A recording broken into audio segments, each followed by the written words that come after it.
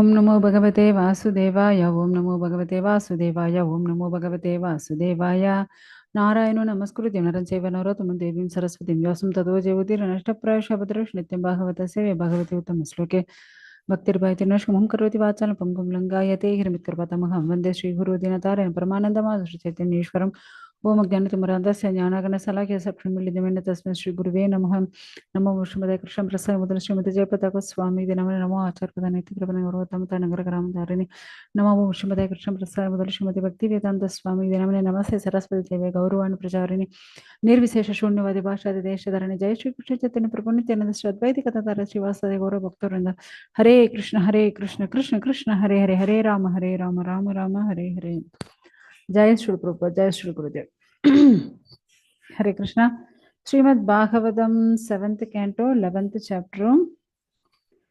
So ಇಲ್ಲಿ ಬಂದು ನಾವು 14వ ಶ್ಲೋಕ ಎಂದು ನೋಡೋಣ. ಸೊ ನಿನ್ನೆ ನಾವು ಬಂದು 16 ಸಂಸ್ಕಾರಗಳು ಅದೆಲ್ಲ ನಾವು ನೋಡಿದೀವಿ. ಸೊ ಇವತ್ತು ಬಂದು ನಾವು ಮತ್ತೆ ಇರೋದು ಏನು ನೋಡೋಣ. ಇಲ್ಲಿ ಬಂದು ಬ್ರಾಹ್ಮಣ ಅವರುடைய ಧರ್ಮ ಏನು, ಕ್ಷತ್ರಿಯ ಧರ್ಮ ಏನು, ವೈಶ್ಯ ಧರ್ಮ ಏನು, ಶೂದ್ರ ಧರ್ಮ ಏನು, ಮತ್ತೆ ಅವರು ಯಾವ ತರ ಅವ್ರ ಗುಣಗಾಣಗಳು ಯಾವ ತರ ಇರುತ್ತೆ, ಸೊ ಅದ್ರ ಬಗ್ಗೆ ಎಲ್ಲ ನಾವು ನೋಡಬೇಕು.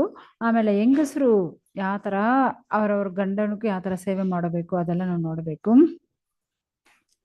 ಸೊ ಇಲ್ಲಿ ಬಂದು ಬ್ರಾಹ್ಮಣರುಗಳು ಆಕ್ಚುಲಿ ನಾವು ಬಂದು ಭಗವದ್ಗೀತೆಯಲ್ಲಿ ಏನ್ ಹೇಳಿದ್ದಾರೆ, ಚಾತುರ್ವರ್ಣ್ಯಮಯ ಸೃಷ್ಟಂ ಗುಣಕರ್ಮ ವಿಪಾಕಶಃ ತಸ್ಯ ಕರ್ತಾರಂ ಅಭಿಮಾಂ ವಿದ್ಯಾ ಕರ್ತಾರಂ ಅವ್ಯಯಂ. ಸೊ ಈ ತರ ಈ 4 ವರ್ಣಗಳು 4 ಆಶ್ರಮಗಳು ಎಲ್ಲ ಮಾಡಿದ ಯಾರು, ಸಾಕ್ಷಾತ್ ಭಗವಂತ. ಇದು ಬಂದು ಅವರವರು ಹುಟ್ಟಿದ ಪ್ರಕಾರ ಎಲ್ಲ ಅವರವರು ಗುಣಗಾನಗಳು ಪ್ರಕಾರ, ಅವರವರು ಗುಣ ಅನುಸಾರ ಪ್ರಕಾರ ಅವ್ರದ್ದು ಆಗತ್ತೆ. ಓಕೆ. ಸೊ ಇಲ್ಲಿ ಬಂದು ಬ್ರಾಹ್ಮಣರುಗಳು ಬಂದು 6 ಕರ್ತವ್ಯಗಳು ಇರುತ್ತೆ ಅವ್ರಿಗೂ. So okay. ಸೊ ಏನೇನು ಬ್ರಾಹ್ಮಣರಿಗೂ 6 ಕರ್ತವ್ಯಗಳು ಏನು ನಾವು ಬಂದು ನೋಡೋಣ. ಫಸ್ಟ್ ಅವ್ರು ಬಂದು ವೇದ ಓದೋದು. ಓಕೆ. ಆಮೇಲೆ ವೇದ ಮತ್ತವ್ರಿಗೆ ಹೇಳ್ಕೊಡೋದು, ಆಮೇಲೆ ವಿಗ್ರಹಗಳು ಪೂಜೆ ಮಾಡೋದು, ಮತ್ತೆ ಇರೋರ್ಗು ವಿಗ್ರಹಗಳು ಯಾವ ತರ ಪೂಜೆ ಮಾಡಬೇಕು ನೀವು ಹೇಳ್ಕೊಡ್ಬೇಕು, ಮತ್ತೆ ದಾನ ತಗೊಳ್ಳೋದು, ಮತ್ತವ್ರಿಗೂ ದಾನ ಕೊಡೋದು. ಸೊ ಈ ತರ ಕರ್ತವ್ಯಗಳು ಅವ್ರಿಗಿರುತ್ತೆ. ಈ ತರ ಎಲ್ಲ ಅವರು ಮಾಡ್ತಾರೆ. ಓಕೆ. ಅದೇ ತರ ಕ್ಷತ್ರಿಯರುಗಳು. ಸೊ ಕ್ಷತ್ರಿಯರುಗಳು ಬಂದು ಏನೇನು ಕೆಲಸ ಇರುತ್ತೆ ಅಂದ್ರೆ ಅವ್ರು ಬಂದು ಏನೇನ್ ಮಾಡ್ತಾರೆ, ಈ ತರ ಏನು ಪ್ರಜೆಗಳನ್ನ ರಕ್ಷಣೆ ಮಾಡೋದು. ಓಕೆ. ಸೊ ಪ್ರಜೆಗಳನ್ನ ರಕ್ಷಣೆ ಮಾಡೋದು. ಕ್ಷತ್ರಿಯ ಧರ್ಮವೇ ಫಸ್ಟ್ ಏನು, ಪ್ರಜೆಗಳನ್ನ ರಕ್ಷಣೆ ಮಾಡೋದೆ. ಓಕೆ. ಮತ್ತೆ ಎದುರಿ ದೇಶದಿಂದ ಇವರ ದೇಶನೇ ರಕ್ಷಣೆ ಮಾಡೋದು, ಪ್ರಜೆಗಳನ್ನೇ ರಕ್ಷಿಸೋದು. ಮತ್ತೆ ಬಂದು ಯಾರೆಲ್ಲ ಬ್ರಾಹ್ಮಣರ್ ಅಲ್ವೋ ಅವರ ಹತ್ರ ಇಂದು ಕಪ್ಪ ತಗೊಳ್ಳೋದು, ಶುಂಗ ಟ್ಯಾಕ್ಸು, ಸೊ ಈ ತರ ಎಲ್ಲ ತಗೊಳ್ಳೋದು. ಮತ್ತೆ ಯಾರ ತಪ್ಪು ಮಾಡಿದ್ರೆ ಅವರ ಹತ್ರ ಇಂದು ಅಪರಾಧ ವಸೂಲ್ ಮಾಡೋದು. ಸೊ ಈ ತರ ಎಲ್ಲ ಮಾಡ್ತಾರೆ. ಓಕೆ. ನೆಕ್ಸ್ಟ್ ಬಂದು ಅದೇ ತರ ಆಕ್ಚುಲಿ ಈ ಕ್ಷತ್ರಿಯರುಗಳು ಇರೋದ್ರಿಂದ ನಮ್ಮ ಫುಲ್ ರಕ್ಷಣೆ ಸುರಕ್ಷೆಯಾಗ ಇರಕ್ಕಾಗುತ್ತೆ. ಇಲ್ಲಿ ಬಂದು ಈ ಕ್ಷತ್ರಿಯರುಗಳು ಏನ್ ಮಾಡ್ತಾರೆ, ಈ ತರ ಟ್ಯಾಕ್ಸ್ ಕಲೆಕ್ಟ್ ಮಾಡ್ತಾರಲ್ವಾ. ಸೊ ಈ ಕಪ್ಪ ಸುಂಗ, ಸೊ ಈ ತರ ಟ್ಯಾಕ್ಸ್ ಕಲೆಕ್ಟ್ ಮಾಡ್ತಾರಲ್ವಾ. ಬಟ್ ಅವ್ರು ಬಂದು ಇಬ್ಬರ ಹತ್ರ ಇಂದು ಕಲೆಕ್ಟ್ ಮಾಡಬಾರ್ದಂದ್ರೆ, ಒಂದು ಬ್ರಾಹ್ಮಣರುಗಳು, ಮತ್ತೊಂದು ಯಾರು ಅಂದ್ರೆ ಭಕ್ತರುಗಳು, ವಿಷ್ಣು ಭಕ್ತರುಗಳು. ಓಕೆ. ಸೊ ವಿಷ್ಣು ಭಕ್ತರುಗಳು ಯಾರು, ವೈಷ್ಣವರುಗಳಲ್ವ. ಸೊ ಆ ತರ ವಿಷ್ಣು ಭಕ್ತರುಗಳಿಂದು ಮತ್ತೆ ಬ್ರಾಹ್ಮಣರಿಂದು ಯಾವೊಂದು ಟ್ಯಾಕ್ಸ್ ಕಲೆಕ್ಟ್ ಮಾಡಬಾರದು. ಯಾರಿಗೂ, ಈ ಕ್ಷತ್ರಿಯರಿಗೂ. ನೆಕ್ಸ್ಟ್ ವೈಶ್ಯಾಸ್. ಸೊ ಅವರು ಬಂದು ವ್ಯವಸಾಯ ಮಾಡ್ತಾರೆ, ಮತ್ತೆ ವ್ಯಾಪಾರ ಮಾಡ್ತಾರೆ, ಗೋರಕ್ಷೆ ಮಾಡ್ತಾರೆ, ಮತ್ತೆ ಬಿಸ್ನೆಸ್. ಸೊ ಈ ತರ ಎಲ್ಲ ಅವರು ಮಾಡ್ತಾರೆ. ಆಮೇಲೆ ಶೂದ್ರರುಗಳು. ಸೊ ಶೂದ್ರರುಗಳು ಏನ್ ಮಾಡ್ತಾರೆ, ಅವ್ರು ಬಂದು ಮತ್ತೆ ಅದ ಬ್ರಾಹ್ಮಣ ಕ್ಷತ್ರಿಯ ವೈಶ್ಯ ಅವ್ರನ್ನೆಲ್ಲ ಅವರು ಯಜಮಾನರಾಗ ಸ್ವೀಕಾರ ಮಾಡ್ಕೊಂಡು ಅವ್ರಿಗೂ ಸೇವೆ ಮಾಡೋದು, ಅವ್ರಿಗೂ ಏನೇನ್ ಬೇಕೋ ಆ ತರ ಕೆಲಸಗಳೆಲ್ಲ ಅವರು ಮಾಡ್ತಾರೆ. ಓಕೆ.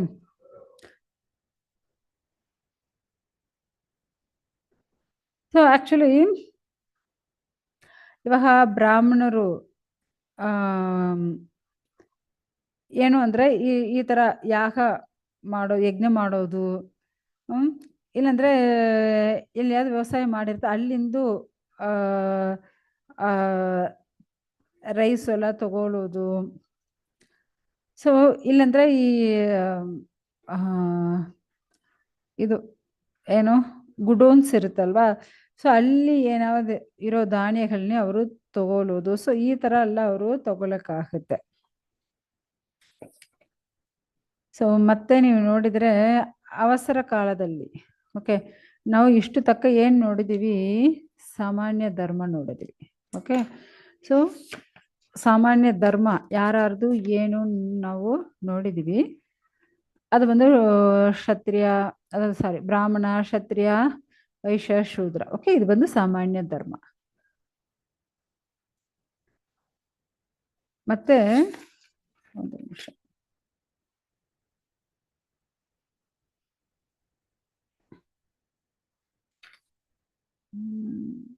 ಕರೆಕ್ಟ್ ಆಗಿದೆಯಾ?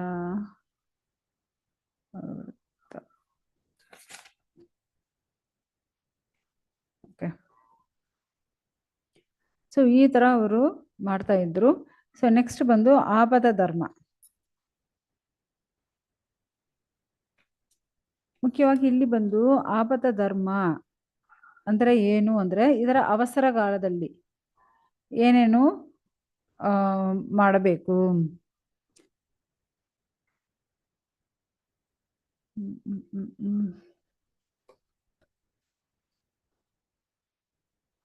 ಒಂದು ನಿಮಿಷ ಮಾತಾಜಿ.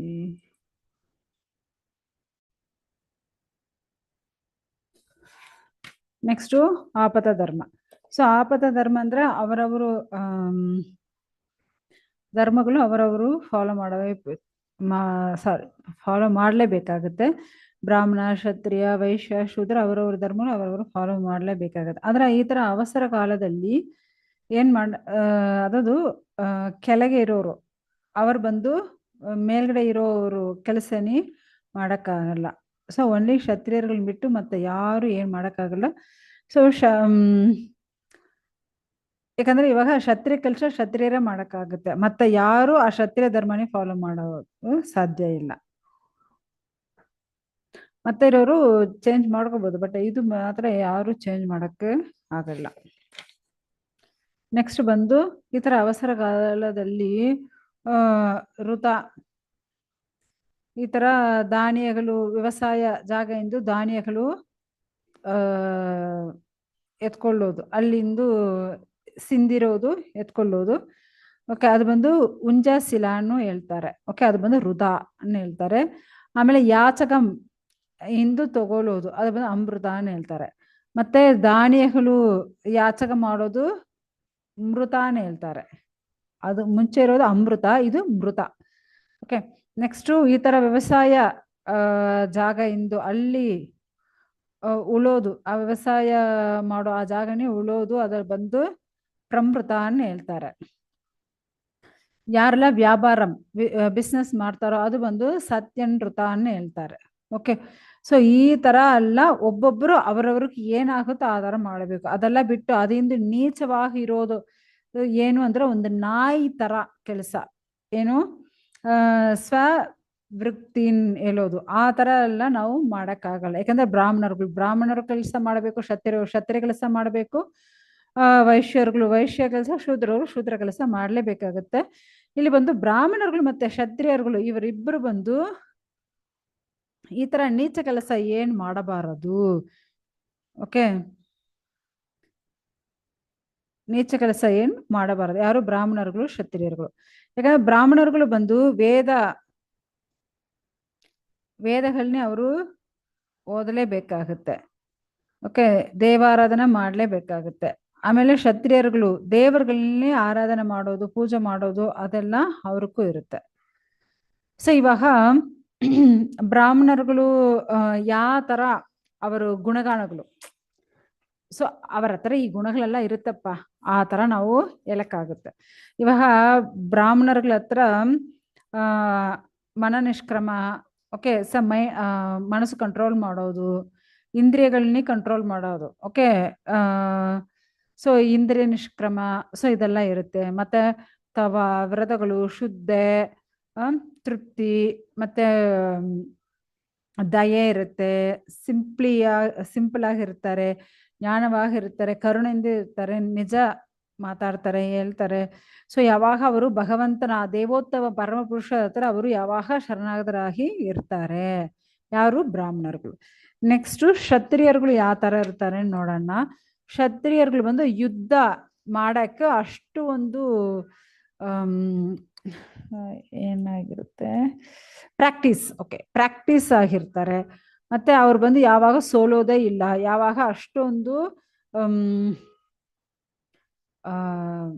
ಪರ್ಫೆಕ್ಟ್ ಆಗಿರ್ತಾರೆ. ಮತ್ತೆ ಅವರು ಬಂದು ಜಗಳ ಮಾಡೋಕೆ ಅಷ್ಟು ಸ್ಟ್ರಾಂಗ್ ಆಗಿರ್ತಾರೆ, ಅಷ್ಟು ಒಳ್ಳೆ ಗುಣಗಳಿರುತ್ತೆ. ಅದೇ ಥರ ದೇಹ ಏನೇನು ಬೇಕೋ ಅದೆಲ್ಲ ಕಂಟ್ರೋಲ್ ಮಾಡಿ ಇಟ್ಕೊಂಡಿರ್ತಾರೆ. ಮತ್ತೆ ಅವರು ಎಲ್ಲರನ್ನೇ ಕ್ಷಮಾಪಣೆ ಮಾಡ್ತಾರೆ. ಆಮೇಲೆ ಅವರು ಬಂದು ಬ್ರಾಹ್ಮಣರುಗಳು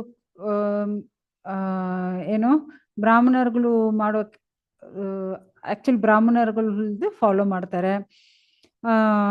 ಅವ್ರು ಯಾವಾಗ ಸಂತೋಷವಾಗಿರ್ತಾರೆ, ಯಾವಾಗ ನಿಜವೇ ಮಾತಾಡ್ತಾರೆ. ಸೊ ಇದೆಲ್ಲ ಬಂದು ಕ್ಷತ್ರಿಯರಿಗೂ ಇರೋ ಅಡೆಯಾಳಗಳು. ಓಕೆ, ನೆಕ್ಸ್ಟ್ ಬಂದು ವೈಶ್ಯರಿಗೆ ಏನೇನು ಅಡೆಯಾಳಗಳು ಇರುತ್ತೆ ನೋಡೋಣ. ಸೊ ಇವರು ಬಂದು ದೇವರುಗಳು ಮತ್ತೆ ಗುರು ಮತ್ತೆ ಆ ದೇವೋತ್ತಮ ಪರಮ ಪುರುಷ ಎಲ್ಲರ ಹತ್ರ ಅವರು ಭಕ್ತಿ ಮಾಡಿರ್ತಾರೆ. ಸೊ ಯಾವಾಗ ಅವರು ಬಂದು ಎಕನಾಮಿಕ್ ಡೆವಲಪ್ಮೆಂಟ್, ಸೊ ಅದರಲ್ಲೇ ಅವ್ರಿಗೂ ಜಾಸ್ತಿ ಇರುತ್ತೆ. ಇಂದ್ರಿಯ ಸುಖ ಅನುಭವಿಸಕ್ಕೆ ಅವರು ಬಂದು ಧರ್ಮ ಅರ್ಥ ಕಾಮ, ಸೊ ಇದೆಲ್ಲ ಅವ್ರು ಬಂದು ಫಾಲೋ ಮಾಡ್ತಾರೆ. ಯಾಕಂದ್ರೆ ಅದೆಲ್ಲ ಪುರುಷಾರ್ಥ ಅಲ್ವಾ, ಧರ್ಮಾರ್ಥ ಕಾಮ ಮೋಕ್ಷ. ಸೊ ಅದೆಲ್ಲ ಅವ್ರು ಬಂದು ಫಾಲೋ ಮಾಡ್ತಾರೆ. ಮತ್ತೆ ಗುರು ಮತ್ತೆ ಶಾಸ್ತ್ರಗಳ ಮೇಲ್ಗಡೆ ಫುಲ್ ವಿಶ್ವಾಸ ಇರುತ್ತೆ ಇವ್ರಿಗೂ. ಯಾವಾಗ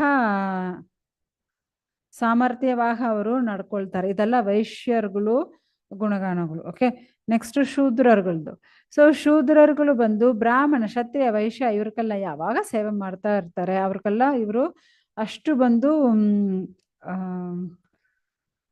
ವಿನಮ್ರತೆಯಾಗ ಇರ್ತಾರೆ. ಮತ್ತೆ ಕಬಡ ಏನಿಲ್ಲ ಇವರ ಹತ್ರ. ಸೊ ಆ ಥರ ನಿಜವಾಗಿ ಇರ್ತಾರೆ. ಅವ್ರ ಯಜಮಾನ್ರಿಗೂ ಅವರು ಅಷ್ಟು ಸೇವೆ ಮಾಡ್ತಾರೆ. ಮತ್ತೆ ಯಾವೊಂದು ಮಂದರ ಉಚ್ಚಾಡನ ಮಾಡಲ್ಲ, ಒನ್ಲಿ ಯಾಗಗಳು ಮಾಡ್ತಾರೆ. ಆ ಥರ ಮಂದರ ಉಚ್ಚಾಡಲು ಇಲ್ಲದ ಯಾಗಗಳು ಮಾಡ್ತಾರೆ ಅವರು. ಆಮೇಲೆ ಅವ್ರು ಬಂದು ಯಾವಾಗ ತೃಪ್ತಿಯಾಗಿ ಇರ್ತಾರೆ, ನಿಜ ಮಾತಾಡ್ತಾರೆ, ಹಸುಗಳು ಬ್ರಾಹ್ಮಣರುಗಳು ರಕ್ಷಣೆ ಮಾಡ್ತಾರೆ. ಸೊ ಈ ತರ ಇದೆಲ್ಲ ಏನು ಶೂದ್ರರುಗಳು ಅಡೆಯಾಳವಾಗ ಇರುತ್ತೆ. ಸೊ ಇವಾಗ ನಾವು ಬ್ರಾಹ್ಮಣ, ಕ್ಷತ್ರಿಯ, ವೈಶ್ಯ, ಶೂದ್ರ ಇದೆಲ್ಲ ನೋಡಿದೀವಿ. ಮತ್ತೆ ಇವಾಗ ನಾವು ಏನ್ ಮಾಡಬೇಕು, ಹೆಂಗಸರು ಧರ್ಮ ಏನು ನಾವು ಬಂದು ನೋಡೋಣ.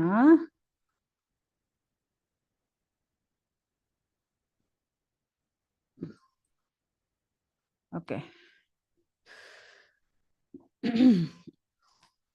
ಪತಿವ್ರತ ಹೆಂಗಸರು ಯಾವ ತರ ಇರಬೇಕು, ನಮಗೂ ಒಂದು 4 ಶ್ಲೋಕಗಳು ಕೊಟ್ಟಿದ್ದಾರೆ. ಏನು, ಯಾವಾಗ ಗಂಡನಕ್ಕೂ ಸೇವೆ ಮಾಡ್ತಾ ಇರಬೇಕು, ಯಾವಾಗ ಅವರು ಗಂಡನ ಅನುಕೂಲಕ್ಕೋಸ್ಕರ ನಾವು ನಡ್ಕೋಬೇಕು. ಗಂಡನ ರಿಲೇಷನ್ಸು, ಅವರ ಸಂಬಂಧಿಕರು ಆಗಲಿ, ಅವ್ರ ರಿಲೇಷನ್ಸು, ಅವರ ಫ್ರೆಂಡ್ಸ್ ಎಲ್ಲರಿಗೂ ನಾವು ಮೊದಲು ಮರ್ಯಾದೆ ಕೊಡಬೇಕಂತೆ. ಗಂಡನ ವ್ರತಗಳು ನಾವು ಫಾಲೋ ಮಾಡಬೇಕು. ಸೊ ಈ ಥರ ಎಲ್ಲ ಫಾಲೋ ಮಾಡಿದ್ರೆ ಅವೆಲ್ಲ ಬಂದು ಪತಿವ್ರತ ಹೆಂಗಸರು ಹೇಳ್ತಾರೆ. ಮತ್ತು ಈ ಥರ ಪತಿವ್ರತ ಹೆಂಗಸರು ಯಾವ ಥರ ಇರಬೇಕಂದ್ರೆ, ಅವ್ರು ಬಂದು ಯಾವಾಗ ಅವರವರ ಗಂಡರನ್ನೇ ಸಂತೋಷವಾಗಿ ಇಟ್ಕೋಬೇಕಂತೆ. ಅವರವ್ರ ಗಂಡನ ಹತ್ರ ಯಾವ ಥರ ಇರಬೇಕಂದ್ರೆ, ಒಳ್ಳೆ ಡ್ರೆಸ್ಸು ಮತ್ತೆ ಚಿನ್ನದ ಆಭರಣಗಳನ್ನ ಹಾಕೊಂಡು ಅಷ್ಟು ಅಲಂಕಾರವಾಗಿ ಯಾವಾಗ ಇರ್ಬೇಕಂದ್ರೆ ಒಂದು ಮಹಾರಾಣಿ ತರ ಇರಬೇಕು. ಓಕೆ, ಅದೇ ತರ ಮನೆಯೇ ಅವರು ಶುದ್ಧ ಮಾಡೋದು, ಸೊ ಅದೆಲ್ಲ ನೀಟ್ ಅಂಡ್ ಕ್ಲೀನ್ ಆಗ ಇಟ್ಕೋಬೇಕು. ಮತ್ತೆ ವಾಸನೆ ದ್ರವ್ಯಗಳು ಎಲ್ಲ ಹಾಕಿ ಮನೇನ ಯಾವಾಗ ಅಷ್ಟು ಶುದ್ಧಪಡಿಸ್ಬೇಕಂತೆ. ಮತ್ತೆ ಮನೆಗೆ ಏನೇನು ವಿಷಯಗಳು ಬೇಕಾಗುತ್ತೋ ಆ ಸಾಮಾನುಗಳೆಲ್ಲ ಬಂದು ತಗೊಂಡು ಬರೋದು, ಮತ್ತೆ ವಾಸನೆ ದ್ರವ್ಯಗಳು ಹಾಕೋದು, ಮತ್ತೆ ಹೂವು ವಾಸನೆಯ ಸಾಂಬ್ರಾಣಿ ಆ ಥರ ವಾಸನೆ ಹೊಗೆ ಎಲ್ಲ ಬರುತ್ತಲ್ಲ, ಸೊ ಈ ಥರ ಒಳ್ಳೆ ಹೂವು ಎಲ್ಲ ಹಾಕಿ ಮನೆ ಯಾವಾಗ ಘಮಘಮ ಚೆನ್ನಾಗಿರ್ಬೇಕಂತೆ. ಈ ಥರ ಪತಿವ್ರತ ಹೆಂಗಸರು ಯಾವಾಗ ಗಂಡನಿಗೂ ಸೇವೆ ಮಾಡೋದು, ಅವರು ವಾತಾವರಣಗಳೆಲ್ಲ ಪರ್ಫೆಕ್ಟ್ ಆಗಿ ನೋಡ್ಕೋಬೇಕು, ಆ ಥರ ಎಲ್ಲ ಸೇವೆ ಮಾಡ್ತಾರಂತೆ ಅವರು. ಹೆಂಗಸರು ಯಾವಾಗ ಅವ್ರು ಬಂದು ದುರಾಸೆ ಇರಬಾರದಂತೆ. ಪತಿವ್ರತ ಹೆಂಗಸರಿಗೂ ದುರಾಸೆ ಇರಬಾರದು. ಏನು ಸಿಚುವೇಶನ್ ಬಂದ್ರೆ ಅವ್ರು ಬಂದು ಅಡ್ಜಸ್ಟ್ ಮಾಡ್ಕೋಬೇಕು. ಯಾವಾಗ ಅವ್ರ ಗಂಡನಿ ತೃಪ್ತಿಯಾಗಿ ಇಟ್ಕೋಬೇಕು. ಅವ್ರು ಯಾವ ತರ ಅನ್ಕೊಳ್ತಾರ ಆ ತರ ನಾವು ನೋಡ್ಕೋಬೇಕಂತಾರೆ, ಆ ತರ ನಾವ್ ಇರ್ಬೇಕಂತೆ. ಯಾವಾಗ ಸಾಮರ್ಥ್ಯವಾಗಿ ಇರ್ಬೇಕು. ಮತ್ತೆ ವಿಧಿವಿಧಾನಗಳು ಸೊ ಅವರವರು ವಿಧಿವಿಧಾನ ಏನಿರುತ್ತೆ ಅದೆಲ್ಲ ಪರ್ಫೆಕ್ಟ್ ಆಗಿ ಫಾಲೋ ಮಾಡಬೇಕು. ಯಾವಾಗ ಅವರು ನಿಜವೇ ಮಾತಾಡಬೇಕು, ಯಾವಾಗ ಅವರು ಏನು ಸಂತೋಷ ತರೋ ತರ ಮಾತಾಡಬೇಕಂತೆ. ಗಂಡನಕ್ಕೂ ಅವರವರ ಗಂಡರಿಗೂ ಓಕೆ ಅವರವರ ಹಸ್ಬೆಂಡ್ಗೂ ಸಂತೋಷ ತರ ಮಾತಾಡಬೇಕು. ಅವನ್ನ ಚೆನ್ನಾಗಿ ನೋಡ್ಕೋಬೇಕಂತೆ. ಅವರಿರೋ ವಾತಾವರಣ ಎಲ್ಲ ಶುದ್ಧವಾಗ ಪರ್ಫೆಕ್ಟ್ ಆಗ ಇಟ್ಕೋಬೇಕಂತೆ. ಸೊ ಯಾವಾಗ ಗಂಡನ ಅಷ್ಟು ಒಂದು ಸೇವೆಯಲ್ಲಿ ಇರ್ಬೇಕಂತೆ. ಆ ತರ ಇದ್ರೆ ಅವರು ಎಲ್ಲಿ ಹೋಗ್ತಾರಂತ ವೈಕುಂಠ ಲೋಕಕ್ಕೂ ಅವ್ರ ಗಂಡನ ಜೊತೆಲಿ ಹೋಗ್ತಾರೆ. ಓಕೆ ನಾವು ಇಲ್ಲಿ ಸೇವೆ ಮಾಡೋದು ಸಾಕಾಗಲ್ಲಂತೆ. ನೋಡಿ ಹೆಂಗಸರು ಹಣೆ ಬರ ಯಾವ ತರ ಇದೆ. ಇಲ್ಲಿಯೂ ಅವ್ರಿಗೆ ಸೇವೆ ಮಾಡಬೇಕಂತೆ ಅವರವ್ರ ಗಂಡನಕ್ಕೂ. ಮತ್ತೆ ಅವನಿಗೆ ಕರ್ಕೊಂಡು ನಾವು ವೈಕುಂಠ ಲೋಕ ಹೋಗಿ ಅಲ್ಲಿ ನಾವು ಸೇವೆ ಮಾಡ್ಬೇಕಂತೆ. ಆ ತರ ಕೊಟ್ಟಿದ್ದಾರೆ. ಓಕೆ ಸೊ ಆ ತರ ಲಕ್ಷ್ಮೀ ದೇವಿ ಯಾವಾಗ ವಿಷ್ಣುಗೂ ಸೇವೆ ಮಾಡ್ತಾರಲ್ವ, ಸೊ ಅದೇ ತರ ನಾವು ಸೇವೆ ಮಾಡ್ಬೇಕಂತೆ. ಲಕ್ಷ್ಮೀ ಸಹಸ್ರಸದ ಸಂಭ್ರಮ ಸೇವ್ಯ ಮಾನಂ. ಸೊ ಲಕ್ಷ್ಮೀ ದೇವಿ ಯಾವ ತರ ಸೇವೆ ಮಾಡ್ತಾರೋ ಆ ತರ ನಾವು ಅವರವರ ಗಂಡನಿಗೂ ಸೇವೆ ಮಾಡ್ತಾ ಇರ್ಬೇಕಂತೆ. ಅಂಡರ್ಸ್ಟ್ಯಾಂಡ್ ಆಯ್ತಾ? ಓಕೆ ಸೊ ಆ ತರ ಸೇವೆ ಮಾಡಬೇಕು. ನೆಕ್ಸ್ಟ್ ಬಂದು ಮಿಕ್ಸ್ಡ್ ಅದಾವುದು ವರ್ಣಶಂಕರ ಅಂತ ಹೇಳ್ತಾರಲ್ವಾ. ವರ್ಣಶಂಕರ ಅಂದ್ರೆ ಕನ್ನಡದಲ್ಲಿ ಏನ್ ಹೇಳ್ತಾರೆ ಗೊತ್ತಿಲ್ವೇ, ಒಂದು ನಿಮಿಷ. ಸೊ ವರ್ಣಶಂಕರ, ಸೊ ಈ ವರ್ಣಶಂಕರಲ್ಲಿ ಏನ್ ಹೇಳ್ತಾರೆ, ಒಂದು ಜಾತಿ ಬಿಟ್ಟು ಒಂದು ಜಾತಿ ಮದುವೆ ಮಾಡ್ಕೊಳ್ಳೋದು. ಓಕೆ ಸೊ ಯಾಕಂದ್ರೆ ನಮ್ದು ಬ್ರಾಹ್ಮಣ, ಕ್ಷತ್ರಿಯ, ವೈಶ್ಯ, ಶೂದ್ರ, ಸೊ ಈ ತರ ಇರುತ್ತಲ್ವಾ. ಸೊ ಇದು ಬಂದು ಮಿಕ್ಸ್ ಆಗಿ ಮದುವೆ ಮಾಡ್ಕೊಳ್ಳೋದು, ಅದು ವರ್ಣಶಂಕರ ಅಂತ ಹೇಳ್ತಾರೆ. ಸೊ ಇದು ಅದಾವುದು ಅನುಲೋಮ ಪ್ರತಿಲೋಮ. ಸೊ ಅದ್ರ ಬಗ್ಗೆ ನಾವು ನೋಡೋಣ. ಸೊ ಪ್ರತಿಲೋಮ ಅಂದ್ರೆ ಉತ್ತಮ ಜಾತಿ ಹೆಂಗಸರು, ಓಕೆ, ಮತ್ತೆ ಕೀಳ್ ಜಾತಿ ಗಂಡಸರು. ಸೊ ಈ ತರ ಮದುವೆ ಮಾಡ್ಕೊಂಡ್ರೆ ಅವ್ರು ಬಂದು ಪ್ರತಿಲೋಮ ಅಂತ ಹೇಳ್ತಾರೆ. ಉತ್ತಮ ಜಾತಿ. ಓಕೆ ಸೊ ಇದು ಬಂದು ಏನು ಪ್ರತಿಲೋಮ. ಎಕ್ಸಾಂಪಲ್ ನೀವು ನೋಡಿದ್ರೆ ಯಯಾದಿ ರಾಜ ಅವ್ರು ಬಂದು ಕ್ಷತ್ರಿಯ, ಅವರ ಹೆಂಡತಿ ಯಾರು ದೇವಯಾನಿ, ಅವರು ಬಂದು ಬ್ರಾಹ್ಮಣ ಜಾತಿ. ಓಕೆ ಬ್ರಾಹ್ಮಣ ಅதாவது ಉತ್ತಮ ಜಾತಿ. ಓಕೆ ಸೊ ಇದು ಬಂದು ನಾವು ಎಕ್ಸಾಂಪಲ್ ಆಗಿ ತಗೊಳ್ಬೋದು. ನೆಕ್ಸ್ಟ್ ಬಂದು ಅನುಲೋಮ, ಇದು ಬಂದು ಉತ್ತಮ ಜಾತಿ ಗಂಡಸರು, ಕೀಳ್ ಜಾತಿ ಹೆಂಗಸರು. ಸೊ ಇದಕ್ಕೆ ಎಕ್ಸಾಂಪಲ್ ಬಂದು ಕರ್ತಮ ಮುನಿ ಬ್ರಾಹ್ಮಣ ಕುಲದಲ್ಲಿ ಅವರು ಹುಟ್ಟಿದ್ದಾರೆ. ಮತ್ತೆ ದೇವಹೂತಿ ಅವರು ಬಂದು ಕ್ಷತ್ರಿಯ ವಂಶದಲ್ಲಿ ಹುಟ್ಟಿದ್ದಾರೆ. ಓಕೆ ಆದ್ರೆ ಈ ಕಾಲದಲ್ಲಿ ಈ ತರ ಇರುತ್ತಾ, ಇನ್ನು ನೀಚ ಕುಲದಲ್ಲಿ ಹೋಗಿ ಕೆಳಗೆ ಬೀಳ್ತಾರೆ ಅವರೆಲ್ಲ. ಓಕೆ ಬಟ್ ಈ ತರ ಬ್ರಾಹ್ಮಣ ಕ್ಷತ್ರಿಯ ಇಲ್ಲಾಂದ್ರೆ ಕ್ಷತ್ರಿಯ ಬ್ರಾಹ್ಮಣ ಈ ತರ ಮದುವೆ ಮಾಡ್ಕೋಬಹುದು. ಸೊ ಆಕ್ಚುಲಿ ಈ ತರ ಯುಗ ಧರ್ಮಗಳು ಈ ತರ ಒಳ್ಳೆ ಗುಣಗಳು ಇದ್ರೆ ಜನಗಳು ಬಂದು ಒಳ್ಳೆ ಗುಣಗಳು, ಹೆಂಗಸರು ಒಳ್ಳೆ ಗುಣಗಳು ಈ ತರ ಇದ್ರೆ ಅವ್ರಿಗೂ ಇಗಲೋಗ ಪರಲೋಕ ಎಲ್ಲ ಅವರು ಯಾವಾಗ ಅವ್ರಿಗೂ ಮಂಗಳವೇ ಸಿಕ್ಕುತ್ತೆ. ಆದರೆ ನಾವು ಯಾವಾಗ ಈ ಗುಣಗಳೆಲ್ಲ ಕಂಟ್ರೋಲ್ ಮಾಡಿ ನಮ್ಮ ಕೆಲಸ ಏನು ಅದು ಪರ್ಫೆಕ್ಟ್ ಆಗಿ ಮಾಡಿಕೊಂಡು ನಾವು ಏನು ಭಕ್ತಿ ಮಾಡಬೇಕು. ಯಾವೊಂದು ಎದುರು ನೋಡಬಾರದು, ಭಗವಂತನ ತೃಪ್ತಿ ಪಡಿಸಬೇಕು, ನಿಷ್ಕಾಮ ಭಕ್ತಿ. ಓಕೆ, ಸೊ ಆ ಥರ ಇರೋದು ಶ್ರೇಷ್ಠವಾಗುತ್ತೆ. ಓಕೆ, ಅದೇ ಥರ ಇಲ್ಲಿ ಬಂದು ವ್ಯವಸಾಯ ನೆಲೆಯಲ್ಲಿ ಈ ಥರ ವ್ಯವಸಾಯ ಎಲ್ಲ ಮಾಡ್ತಾರೆ, ಉತ್ಪತ್ತಿ ಮಾಡ್ತಾರೆ. ಸೊ ಮತ್ತೆ ಮತ್ತೆ ಮತ್ತೆ ಅವರು ವ್ಯವಸಾಯ ಮಾಡ್ತಾ ಇರ್ತಾರೆ. ಅದೇ ತರ ಯಜ್ಞ ಮಾಡೋರು ಏನ್ ಮಾಡ್ತಾರೆ, ಯಜ್ಞ ಮಾಡ್ತಾರೆ, ಅಲ್ಲಿ ಬಂದು ಅವರು ನೆಯ್ ಬಿಡ್ತಾರೆ, ತುಪ್ಪ ಬಿಡ್ತಾರಲ್ವಾ. ಸೊ ಆ ಥರ ತುಪ್ಪ ಬಿಡುವಾಗ ಅದು ಬೆಂಕಿ ಚೆನ್ನಾಗ ಇರುತ್ತಾ, ಇಲ್ಲಂದ್ರೆ ಆರಿಸಿ ಹೋಗುತ್ತಾ? ಏನಿಲ್ಲ. ಸೊ ಅದೇ ತರ ನಾವು ಮತ್ತೆ ಮತ್ತೆ ನಾವು ವ್ಯವಸಾಯ ಮಾಡ್ತಾ ಇರುವಾಗ ಮತ್ತೆ ಮತ್ತೆ ನಮ್ಮ ಆಸೆ ಮತ್ತೆ ಅದು ಬೆಳೀತಾ ಇರುತ್ತೆ ಅಲ್ವಾ. ಆ ಥರ ಯಜ್ಞಲ್ಲಿ ತುಪ್ಪ ಬಿಡುವಾಗ ಅದು ಮತ್ತೆ ಏನು ಆರಿ ಹೋಗುತ್ತಾ, ಅದದು ನಂದಿಸಿ ಬಿಡೋದಾ? ಇಲ್ಲ, ಅದು ಇನ್ನೂ ಚೆನ್ನಾಗ ಬೆಂಕಿ ಬಂದು ಚೆನ್ನಾಗ ಬರುತ್ತೆ. ಆ ಥರ ನಾವು ಬಂದು ಕಾಮ ಇಚ್ಛೆ ನಾವು ಜಾಸ್ತಿ ಅನುಭವಿಸಿದ್ರೆ ಅದು ಮತ್ತೆ ಮತ್ತೆ ಜಾಸ್ತಿ ಬೆಳೀತಾ. ಸೊ ಅದರಿಂದ ನಾವು ಬಿಡುಗಡೆ ಆಗಬೇಕು. ಅಂಡರ್ಸ್ಟ್ಯಾಂಡ್ ಆಗುತ್ತಾ? ಸೊ ನಾವು ಯಾವಾಗ ಯಾವೊಂದು ಇಂದ್ರಿಯಲ್ಲಿ ಜಾಸ್ತಿ ಯೂಸ್ ಮಾಡಬಾರದು. ನಾವು ಯಾಕೆ ಹುಟ್ಟಿದೀವಿ? ಸೊ ನಾವು ಬ್ರಾಹ್ಮಣ, ಕ್ಷತ್ರಿಯ, ವೈಶ್ಯ, ಶೂದ್ರ, ನಮ್ಗೆ ಏನು ಅಡೆಯಾಳ ಎಂದು ಹುಟ್ಟಿದೀವೋ ಆ ಅಡೆಯಾಳ ಇಟ್ಕೊಂಡು ನಾವು ಅದು ಪ್ರಕಾರ ನಾವು ನಮ್ಮ ಕೆಲಸ ಮಾಡಿಕೊಂಡು ಭಕ್ತಿ ಮಾಡಿಕೊಂಡು ಯಾವಾಗ ಭಗವಂತನಿಗೆ ಸೇವೆ ಮಾಡಬೇಕು. ಇದೇ ಶ್ರೇಷ್ಠವಾದದ್ದು. ಓಕೆ, ಸೊ ಇವಾಗ ನಮಗೂ 11th ಚಾಪ್ಟರ್ ಕಂಪ್ಲೀಟ್ ಆಯಿತು. ನಾಳೆ ನಾವು 12th ಚಾಪ್ಟರ್ ನೋಡೋಣ. ಹರೇ ಕೃಷ್ಣ. ಏನಾದರೂ ಡೌಟ್ ಇದ್ದರೆ ಕೇಳ್ಬೋದು. ಹರೇ ಕೃಷ್ಣ ಮಾತಾಜಿ.